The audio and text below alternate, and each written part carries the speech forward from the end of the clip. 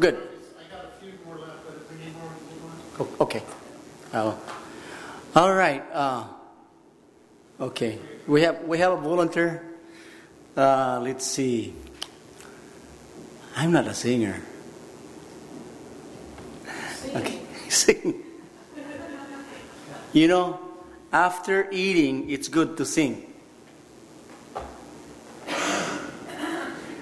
So we can sing.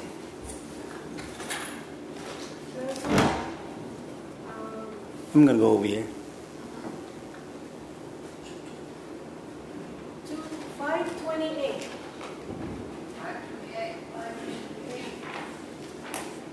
528.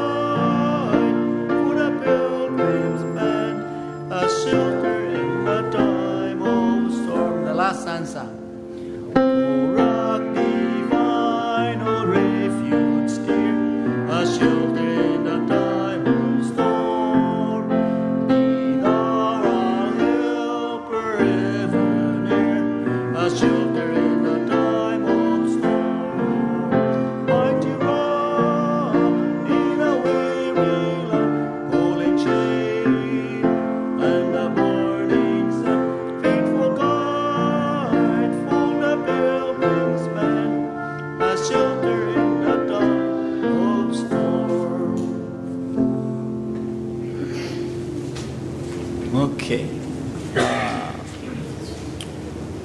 How about 526?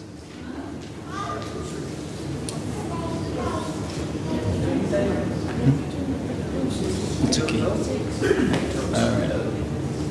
526. 526. I know. I turned it on.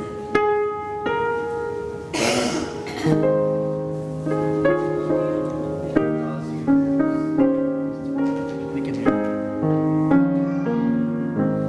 God sent His Son. He called Him Jesus. He came to love, heal and forgive.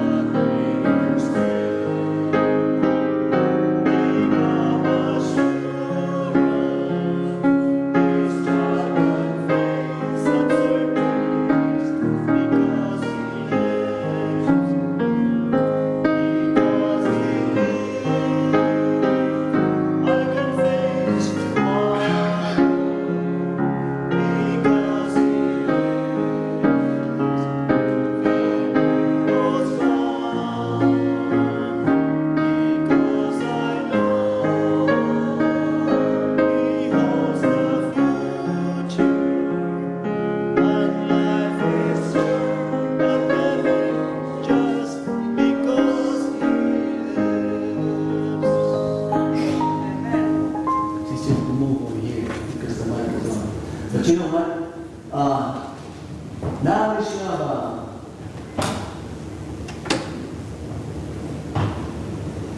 do we want to sing another song? Or all right. Well, we thank you all for coming this afternoon. And I know that Dr. Randy will have a good thing for us this afternoon. And we'll be learning about water and beef. Yes. And you know, we take it for granted, simple as water. And many of us, I know for one, and that it seems like you think you have you drink a lot of water, but really isn't. Now we should keep track of it, then you know that how much you really need water, because otherwise you are always dehydrated. Okay, so let's go ahead and have Dr. Reiner. In that way, we will have plenty of time. Thank you so much. Thank you for staying back. Come on forward. Come towards the front. Do we need to get more quizzes? Yes, I will. I have two in there, so there's, I don't know.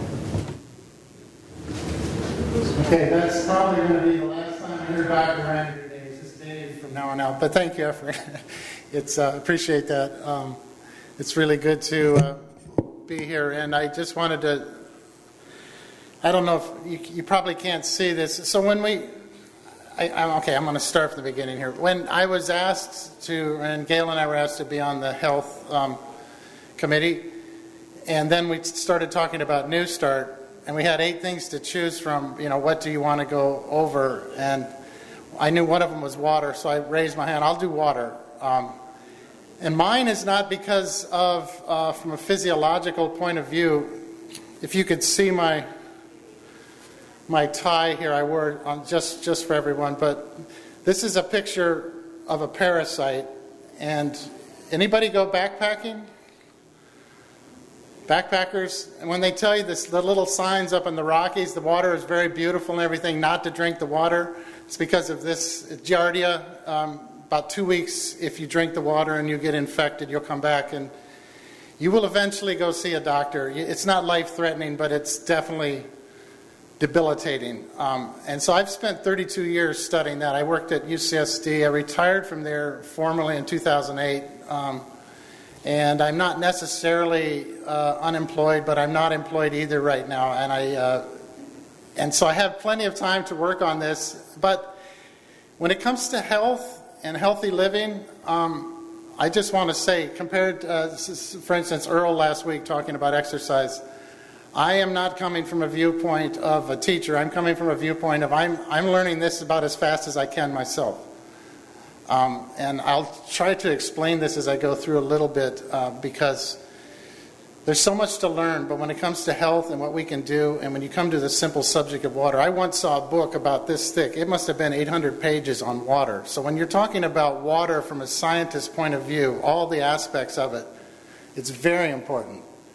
But when preparing for this talk, I almost got lost. I started to, because when you read your Bible and when you hear Jesus' example and when you hear so many times about water in the Bible, about 367 times I looked up, water is continually through the Bible. In a practical sense, you know, the water we drink, and then there's this other water Jesus was talking about. And it kept blurring with me when I was studying this and trying to be in a real practical sense where my wife comes from in a doctor's clinic, how to help people. Water, of course, is essential.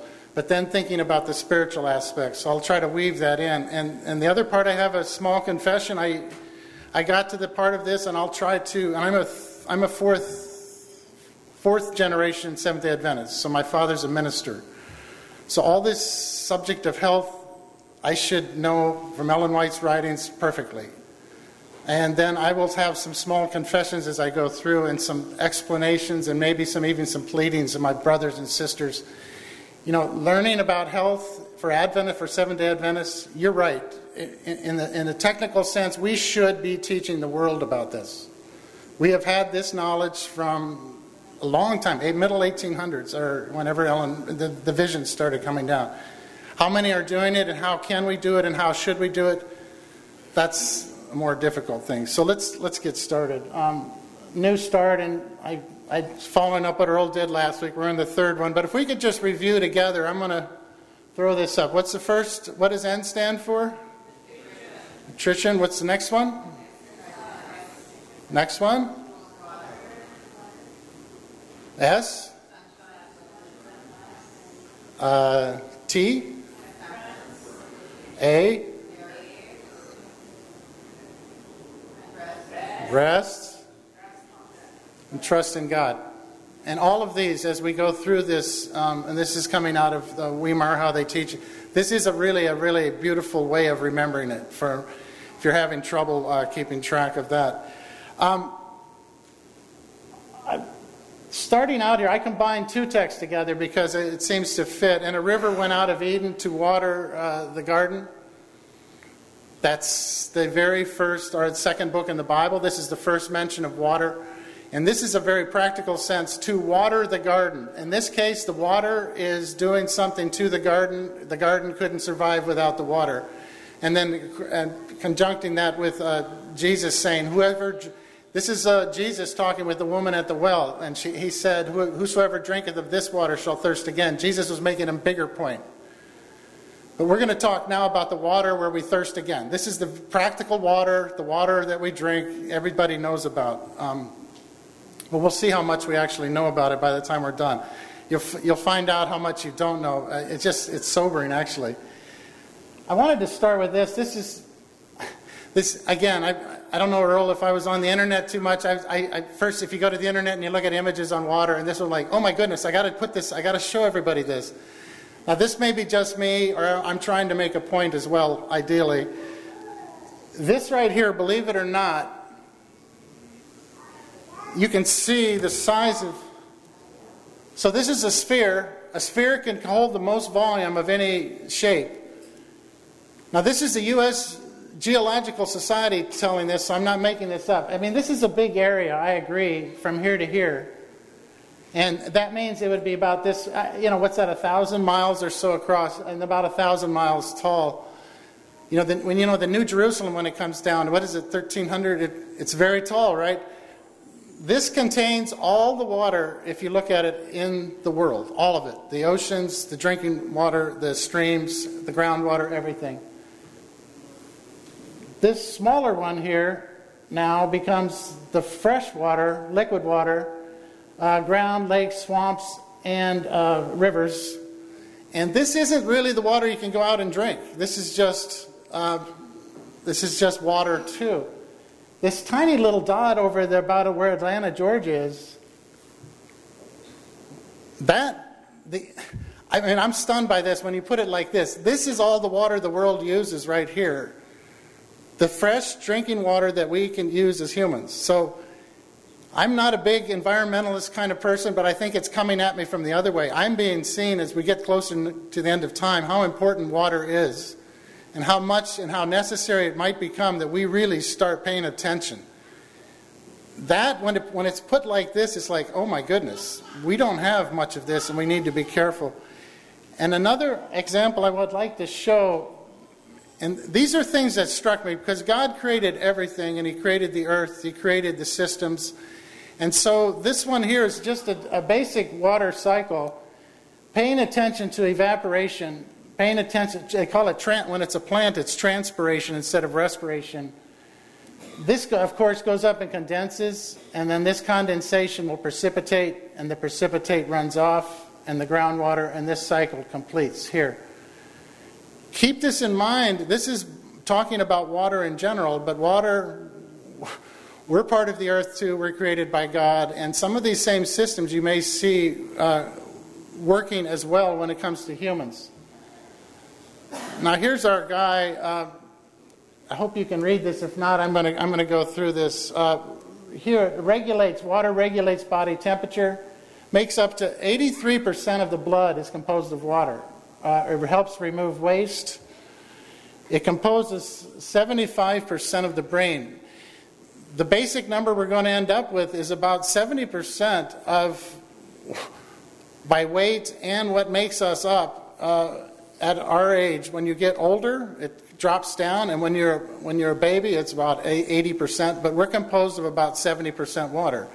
I find this fascinating. 70% of the earth is covered by water as well. It helps carry nutrients I apologize. This should be much bigger. It helps carry nutrients and oxygen to cells for breathing. It converts the food and energy. Helps the body absorb nutrients. Accounts for 22% of the bones. This is, Gail really pointed this out to me, our spinal cord, the cushioning, all of this is dependent upon water. When you give a plant and your plants are drooping, you can almost see it, not immediately, but fairly soon. You give them water and they'll come right up. We also have this same system, our cells. Everything is dependent upon water. It cushions our joints, and it makes up about 75% of our muscles. So this is why water is important it's just from a plain medical, physiological point of view. The point I'm trying to make here is, you'll see, when to drink water. 2 glasses in the morning after waking up helps activate our internal organs. A glass before taking a bath lowers our blood pressure. 3 glasses, 1 glass before each meal, helps with digestion. 1 glass before sleep, avoiding stroke and heart attack. 3 to 5 glasses anytime throughout the day to clean body and remove waste. And I'm back to what Efren, my brother, was saying earlier.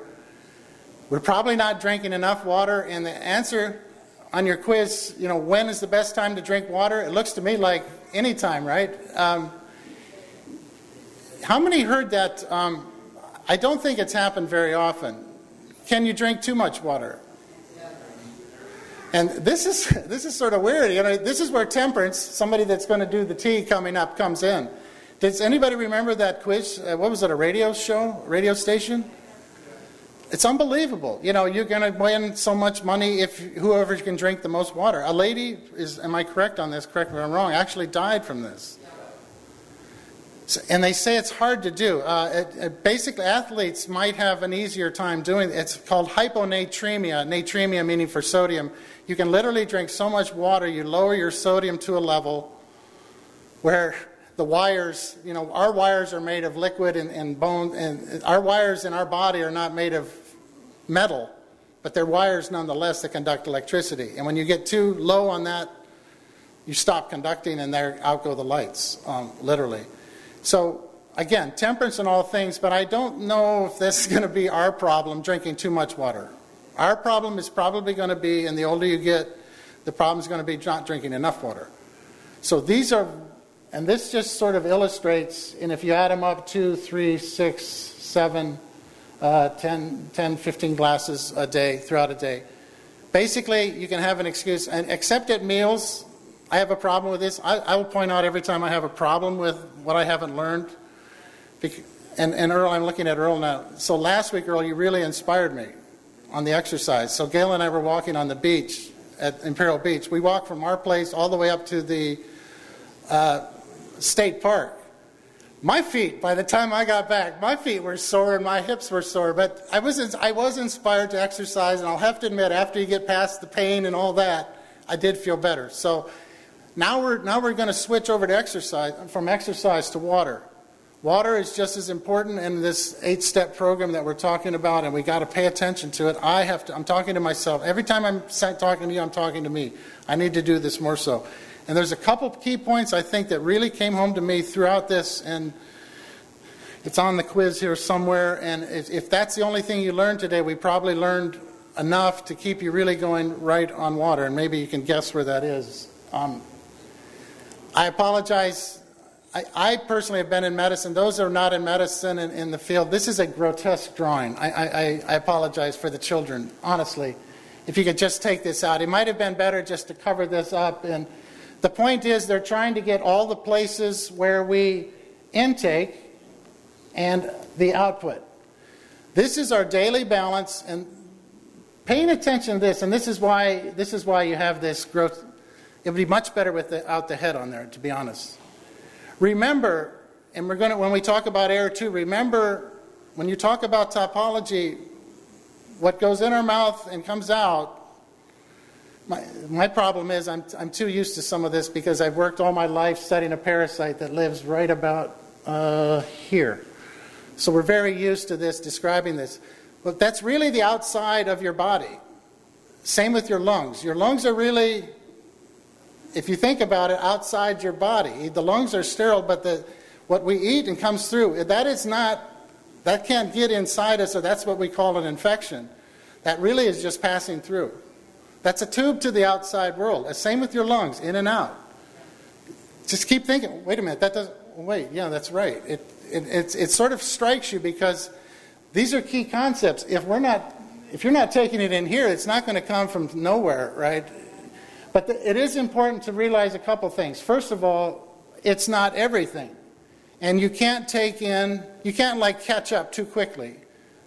What is it, Gil? 20 minutes, 2 hours? There's a period of time, just because you're very thirsty and you drink a whole bunch of water, the body has to do whatever the body's going to do. So you can't get too far behind on that. But by the same token, you couldn't drink enough water to really do whatever the body does.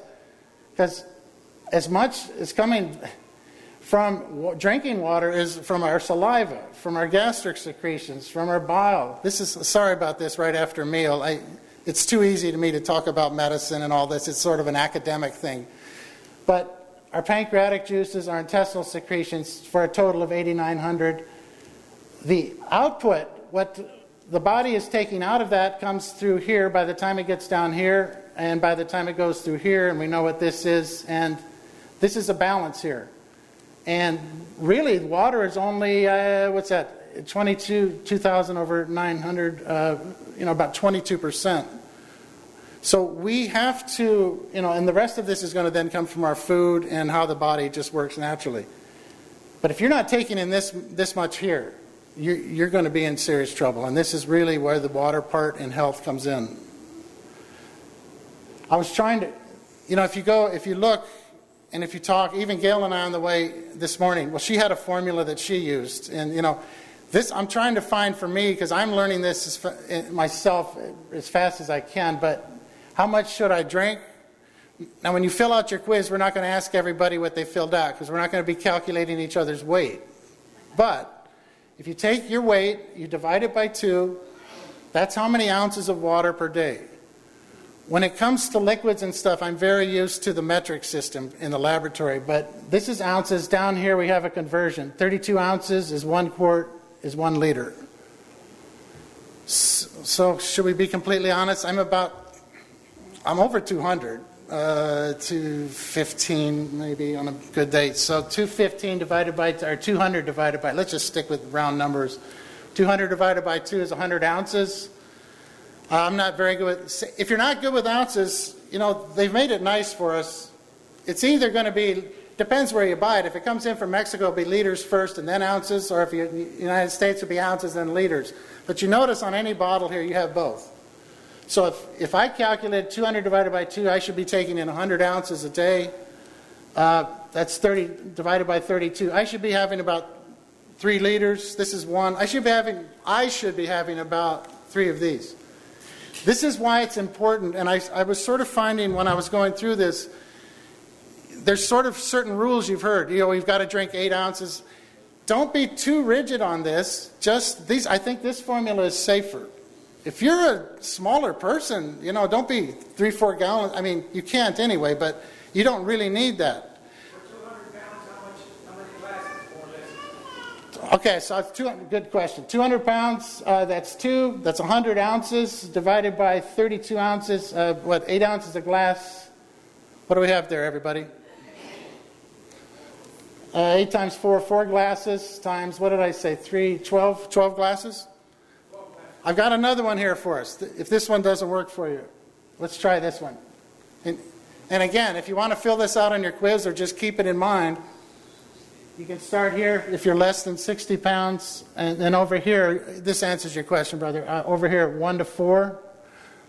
Boy, this is one of the cardinal sins of giving a presentation, and I just broke it. I copied this instead of making my boss always used to get on me. You have to make the numbers big enough so your audience could read it. So I'm going to try to 1 to 4 glasses here, 5 to 6, 7 to 8, 9 to 10, 11 to 12, and then down here. So again, 200 pounds would be 13 to 14 8-ounce glasses kind of thing. Sometimes liters come in easy, so sometimes I'm just sort of, for me it would be like 3 of these a day. Now that I've just said that to you, I'm not sure that I've been doing that. And this is why this is always important to either learn to come to classes like this or try to teach a class like this. You'll eventually sink in, I got to start doing this myself. Here's one thing I'd really like to point out. It's on the quiz. Signs of good hydration. Clear to straw-colored urine. I have an example for that. Regular urination. And a healthy person should be going about every 2 hours. And again, if the medical things are, I don't want to apologize for that, but we have to talk about this. And regular bowel movements. This is a sign of good hydration. This shows that you're hydrated. I actually like this one better. And my undergraduate training was in medical technology, so medical technologists or nurses, they collect urine, and it's very important because of these numbers here. This is specific gravity.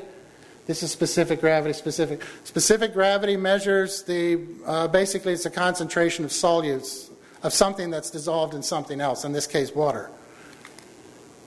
If there's one thing you could get across, because the question could be how much should you drink? A better gauge, maybe even a safer gauge, may be this right here, believe it or not. It needs to be this or clear. This is the color you're after. And if it's not, you know right away. Okay? So this, to me, is almost even simpler, but you have to take enough in to reach these limits. Now this, and for those going overseas, and you guys probably know this, those following up on Earl's exercise program need to remember this. When you're exercising, and it goes back to that water cycle. Just being here right now, the temperature is pretty good, so we don't feel it. If the temperature goes up, what do? We perspire, we respirate. All of this is our water balance. We need to keep this in mind. So factors that are going to add to any fluid needs are going to be your exercise. Is the temperature too? When the temperature is too high, you are evaporating whether you like it or not. This is how the body does this automatically. When you're at a low humidity, desert. Our conditions here in Southern California are very important to keep track of this, especially if you're going to exercise. Like me at the beach. I didn't have any water with me, Earl. Now, here, what if I wanted to walk all the way to Coronado? They may have been dragging me back on it because I overdid it. But you got to pay attention to this high altitude. If you go to the mountains, your water, you're going to need to increase this. High fiber diet. It's good to eat a lot of fiber. But that fiber, as we heard, I think was back in Mark Fox's talk, when the fiber goes up, you need to bring more liquids to wash that through. Otherwise, physics and all that, you're going to end up with a big clog, right? We don't want that. And increased fluid losses on the bottom, caffeine, alcohol, and consumption. And at this point, I heard my brother Efren this morning, is there anything better to a speaker up front when you can't talk anymore is just a little bit of cool water? So I can use this today as my example.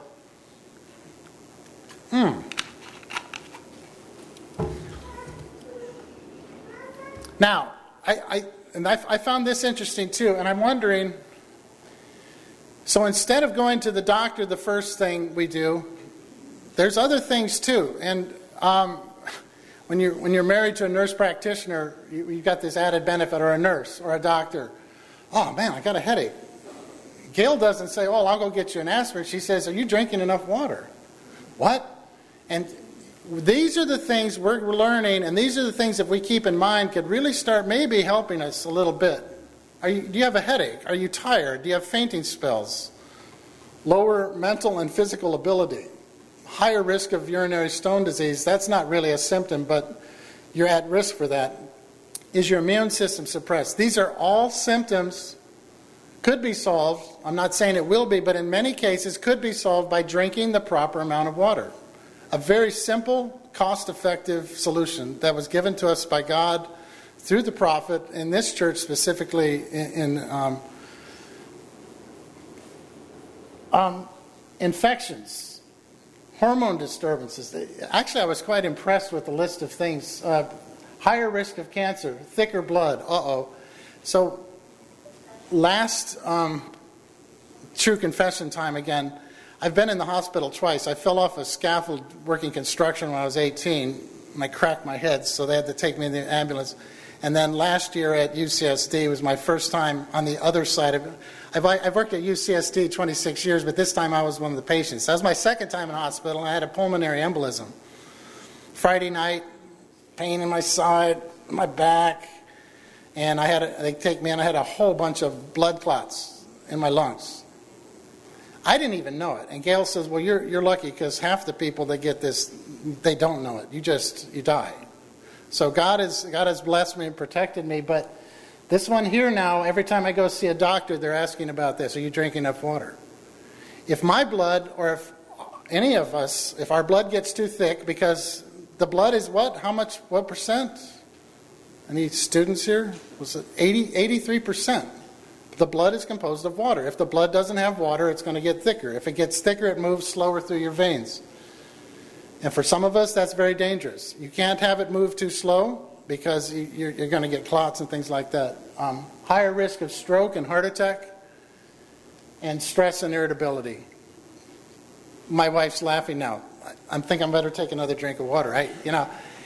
Some of these things, sometimes we think, oh my goodness, I better go see a doctor. Well, maybe go drink some more clean, cool water before you do that, right? Whether your insurance is covered or not. These are things we can do for ourselves, and these are things, if we're following guidelines that have been given to us, and guidelines that people know, will automatically be happening for us because we're living as we should.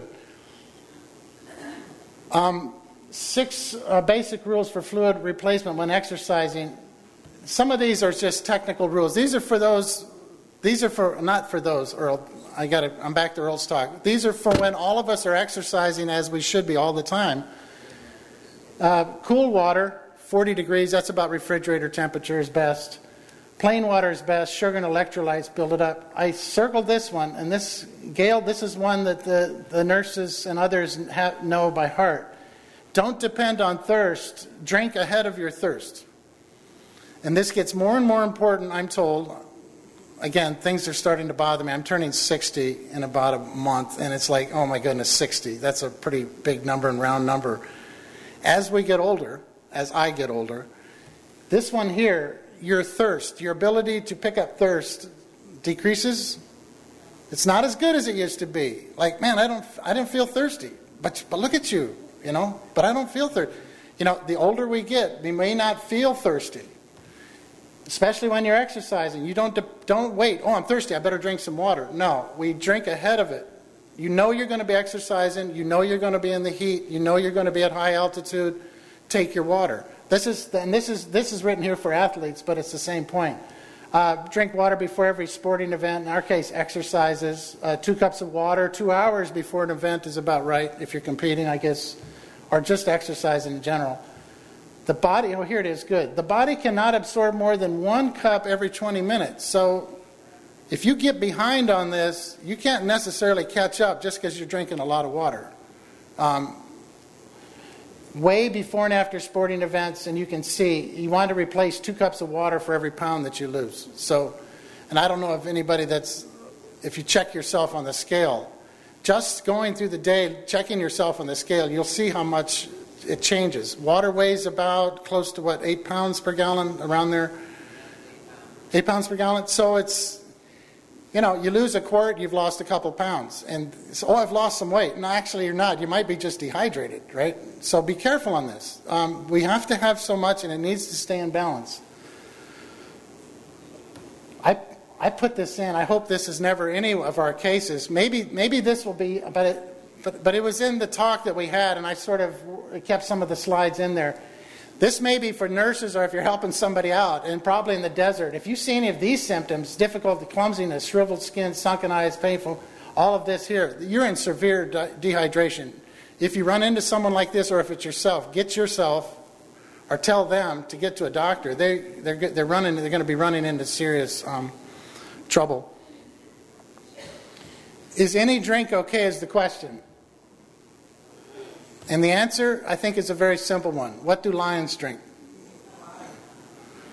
So that handles this. Oh, is sodas okay? What about diet versus Coke? I noticed there was a lot of slides in my presentation, Earl, that I could be using. Should I be drinking this kind of water versus that kind of water? I'm not going to. This is the part I'm not an expert in. I don't even necessarily believe it all myself as much. But this Pastor Robbins used this once in his sermon. What do lions drink? So what's the best drink we could have? It's what God gave us. It's what came out of the Garden of Eden at the very beginning. That's about as simple as I can put it. Although we get very complex. And my guess is all this diet soda, someday they're going to come back and, oh my goodness, that aspartame is causing such and such. I'm just going to say this. I probably think the natural sugar would be better for you than the diet stuff, but that's just me. But the real recommendation is this, stick to the most basic, the most healthful part would be water itself.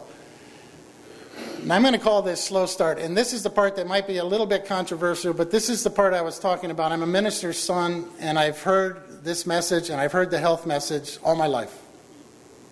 And why then am I a little bit overweight? Why then do I drink Pepsi? Well, my dad loves Pepsi, for instance. Why do I eat this? Why do I drink that? Well, I started drinking coffee when I was taking organic chemistry. I'm just going to say it. I do drink coffee, and I'm a Seventh-day Adventist.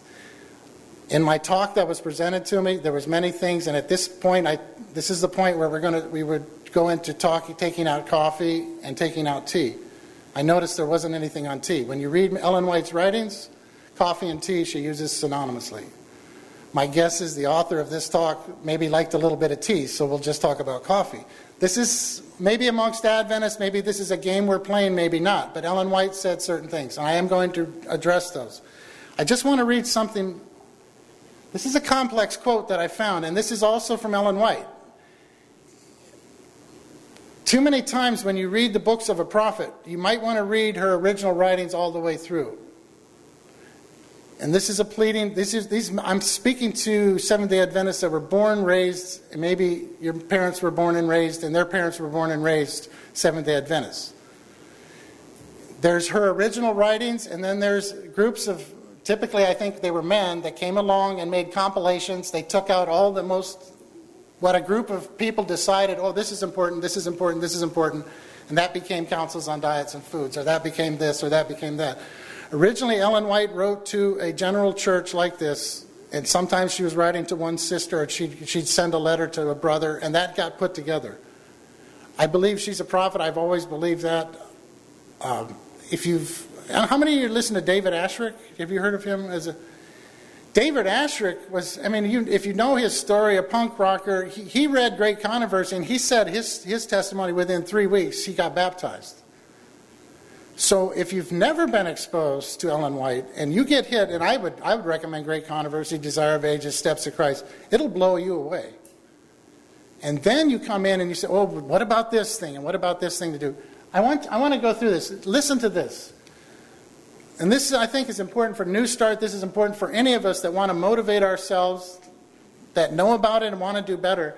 The great backsliding upon health reform is because unwise minds have handled it and carried it to such extremes that it has disgusted in place of converting people to it.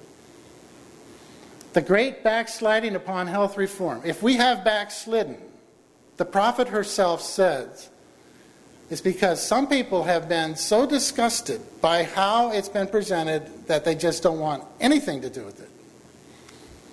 I have been where these radical ideas have been carried out. Vegetables prepared with only water and everything else in like manner. This kind of cookery is health deform. This is the prophet as well, everyone. Health deform. When you have people over for your, afterwards invite people home from church or our potlucks or anything else, she's really starting to pick on a little bit of overdoing it. And there are some minds so constituted that they will accept anything that bears the features of rigorous dietary reform. They gravitate towards these things. And for some of us, it's very easy for us not to do this, and not to do this, or not to do this. And typically, they're the ones telling you not to do that. So the hard part is doing the right things for the right reasons. Yes? Now, since you're on Ellen White, we can all read in the book Desire of Ages what Sister White says about drinking water. She says in the book Desire of Ages on water that when you drink water, it helps the body resist disease. Absolutely. And I went through that list. Honestly, I've got a headache. I feel tired. I feel this or that. That might be solved by a couple of really, getting your water intake up, period. What a wonderful solution. My brethren, I'd have you temperate in all things, but be careful that you do not strain the point, or run our institutions into such a narrow channel that it comes out to a point. In other words, you have a huge message. And you keep forcing it down here. Well, I think we need to do this. I think we need to do this. I think we need to do this. And you get to this point. Be level-headed, calm, and trusting in God. You must not fall into every man's notions, but be level-headed, calm, trusting in God. So there's two of our T's right there. Temperance, level-headed, temperance, and trusting in God. That'll be the last of the T's. This is just my plea. My age group, a lot of us, my friends, it was sad to say, one of my buddies, I loved him dearly, he said the greatest moment in his life when he took out Ellen White's writings and threw them in the trash. Now, why did he say that? He's raised Seventh-day Adventist just like I was. Sometimes, somewhere, somehow, this stuff gets forced too much. I don't say Newstart's doing this. I'm not saying we're doing this. I'm the one giving the instruction here. And I'm trying my best to try to give instruction on what to do, even though I drink coffee myself. And I have, how many weeks do I have, Earl? 8, 12 weeks. Keep praying for me, church. So I don't, we won't get into all that. You can ask me later on the details. But I'm going to give you what you do to get over this. This is how to kick the habit of caffeine and too much coffee. You're going to have symptoms of headache. You're going to have decreased alertness and sleepiness. This is going to last at least a week or more. This is a full-blown addiction. You're pulling yourself off of something that you're taking, and it's going to cost you. Caffeine decreases alertness? No. When you want to kick the habit, when it's time for you to stop, I'm not going to drink any more coffee. That's it. I'm going to stop today, and you're a heavy coffee drinker. This goes for tea as well. It goes for tobacco. But we're specifically on coffee. Your symptoms are most severe for a day or two, and they're going to resolve within 5 to 6 days. You basically going to have to kick it, and you're going to have to do it for at least a week or more. During that time, drink plenty of water. Half per ounce up to 10 cups. You're really probably kicking up your water. You want to wash this through as quickly as possible. Allow time for rest and extra sleep. Maybe during a 2-week vacation, you might be spending the first week doing this if you're really serious about this. Avoid taking caffeine-containing drugs, outdoor exercise, prayer and Bible promises. What's this text, everyone? I can do all things through Christ who strengthens me. This is what was given to me in the presentation to give. I'm presenting that to you, and it's my goal and my desire to try to get there someday. Some of you, it may not be a problem at all, and that's excellent. And some of you, it might be something else, other things you have to deal with. That's fine. I think when Paul talks about we live from glory to glory, our characters are changed from moment to moment. And when it talks about a righteous man falling, a righteous man falls how many times? How many times does he get up? Every time. Wicked falls once, what does he do? He's down. That's it. It's over. Oh, well, I messed up. Doesn't the devil love to tell you that kind of stuff? Oh, well, you can never do this. You will never be able to do this. You're never going to be able to do what Newstart's telling you. You're not going to be able to do what the preacher just said. That's the devil talking. So that's my plea on that one. And some of the writings of Ellen White, when you actually read her writings, and this one here, she talks about hydrotherapy. Now this is the outside of the body now. I'm not talking about the inside. The outside of the body, it's very important too.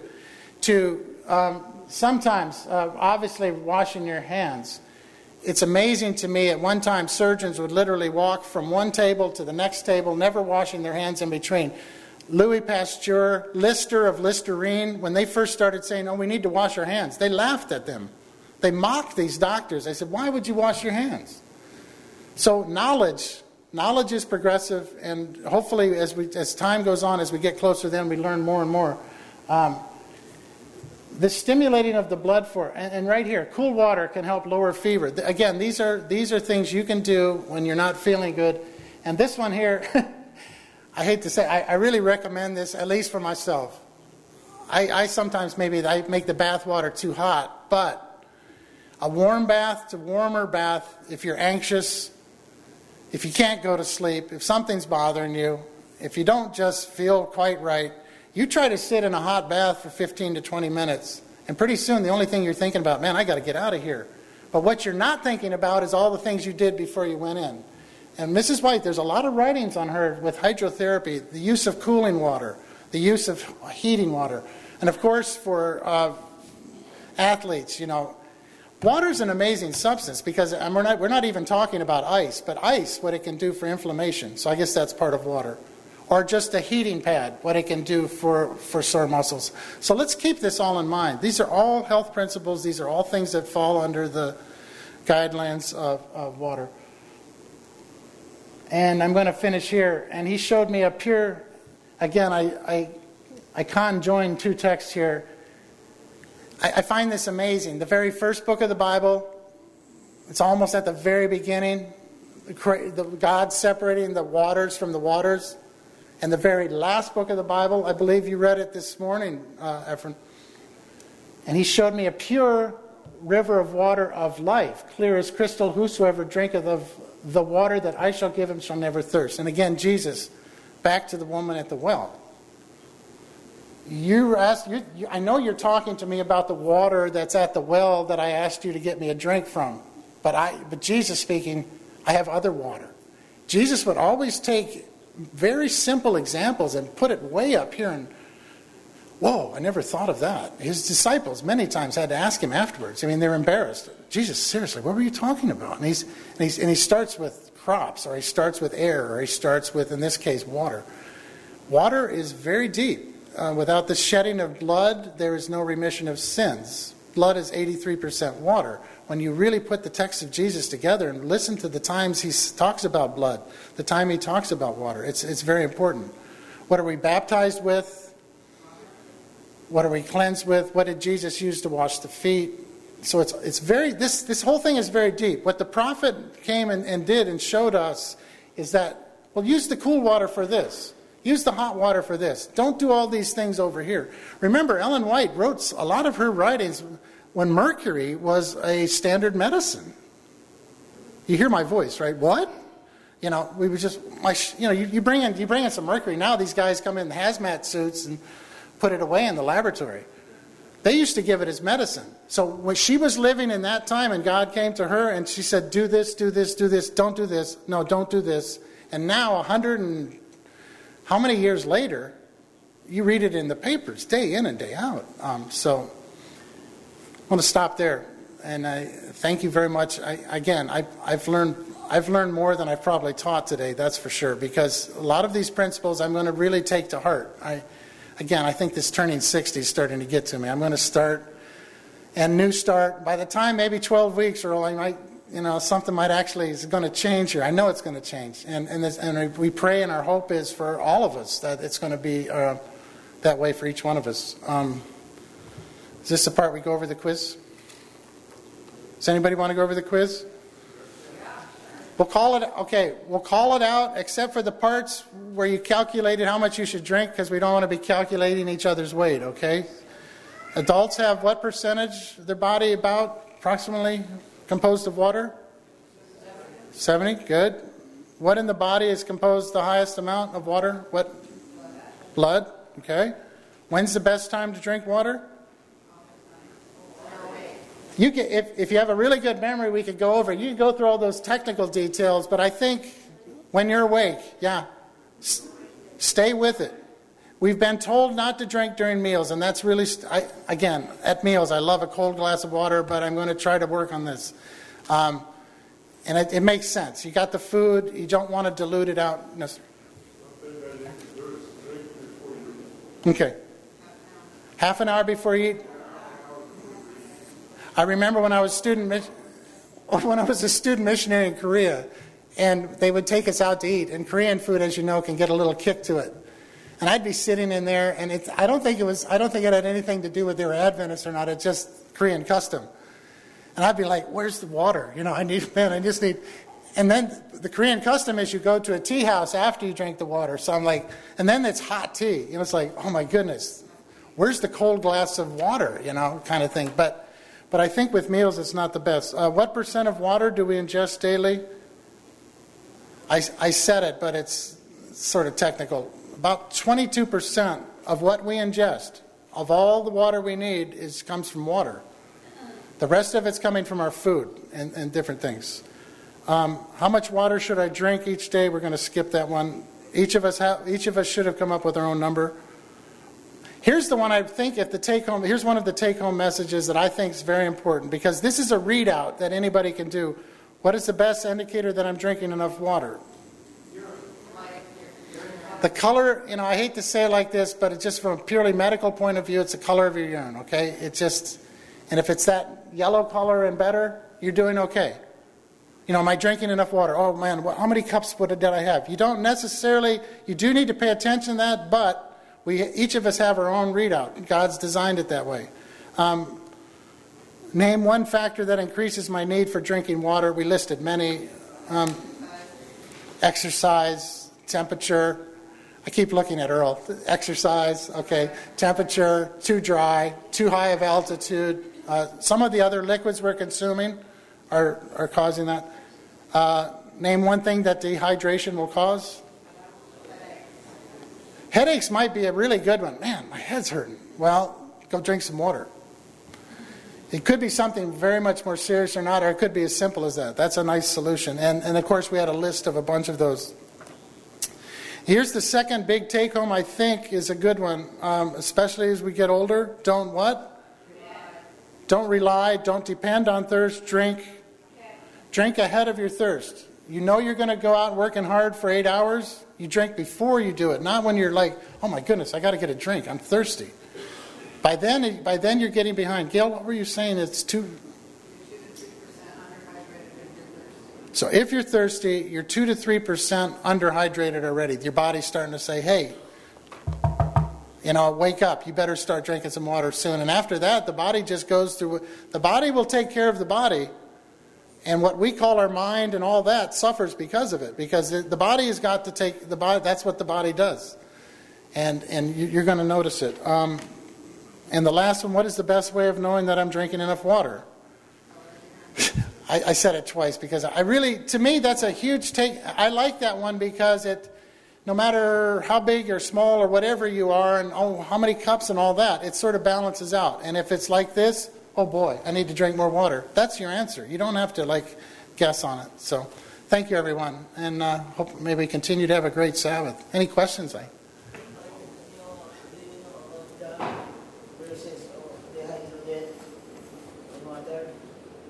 The what? Alkaline water? I don't know much about that. I know that I made a lot of money with alkaline water, if you want to hear a lab story, because we were the first lab to turn that parasite. We get the life cycle, and we used alkaline. Basically, we were just copying this. So the parasite I studied, it only was in the water, and we were able to get the complete life cycle. That actually gave me a lot of employment, but it had to do with alkaline water. Rick, oops, I went by it. Sorry. What I'm seeing is not what you're seeing here. Hang on, let me see. Well, this isn't changing. Never mind. It's not working. Yes, sorry. Okay, I was going to ask, is this normal? Now, I urinate at night, and I don't always flush the toilet. But it's more yellow at night. Now, is that abnormal? Or because I don't drink water at night? Because in the morning I get up and it's really yellow. But during the day it's clear. Isn't it great that I have I'm Dave, but we're going to ask the other Dr. Reiner about that one. Gail.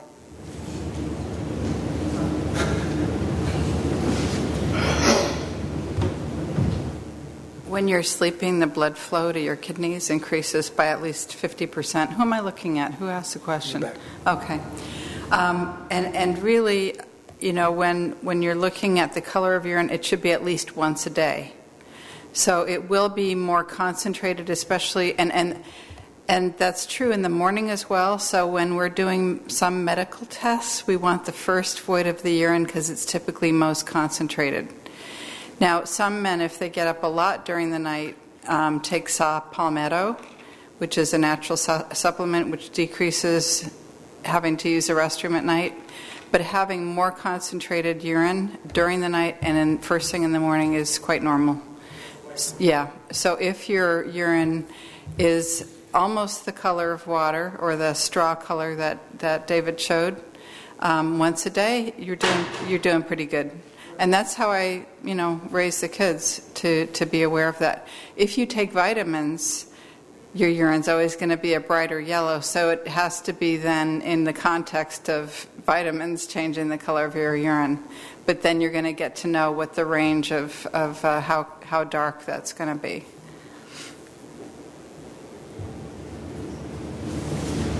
So everybody have a great Sabbath, and thank you for being such an attentive audience. And we have a close with prayer. Most kind Heavenly Father, I want to thank you so much for so many that showed up today, and that so many are interested in our health. I want to, especially for myself, ask a special prayer that each one of us can learn as much as we can, and to follow through as much as we learn. That we might do a good job on that we might pay attention to who we are and who we aren't, and rely on you. Lord, forgive our sins, protect us and keep us as we start another week tomorrow, and help us as we have a lot of Sabbath left to take full advantage of it. Thank you so much for our wonderful church service this morning. I was especially blessed by the sermon. I want to thank you so much for my brothers and sisters. I want to thank you so much that you love us. And please come quickly. I ask in Jesus' name. Amen.